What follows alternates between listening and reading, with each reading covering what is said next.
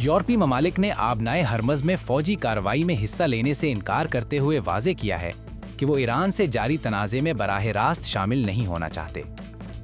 यूरोपीय यूनियन के इजलास के मौके पर जर्मनी के वज़ीर ख़ारजा यूहान वाडीफल ने कहा कि उनका मुल्क मौजूदा तनाज़े में किसी फौजी मिशन में शामिल होने का इरादा नहीं रखता।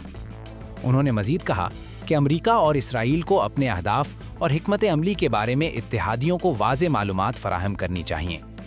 जर्मनी के वज़ीर दिफा बोरिस पिस्टोरियस ने भी कहा कि उनका मुल्क फौजी कार्रवाई में हिस्सा नहीं लेगा, ताहम वो आबनाए हरमज़ में महफूज बहरी गुज़रगाह को यकीनी बनाने के लिए सिफारती कोशिशों की हिमायत करेगा। बरतानिया के वज़ीर आज़म कियर स्टारमर ने भी वाज़ेह किया कि उनका मुल्क इस तनाज़े को नेटो मिशन नहीं समझता और वो वसी जंग में शामिल नहीं होगा। अलबत्ता इत्तेहादियों के साथ मुख्तलिफ ऑप्शंस पर बातचीत जारी है।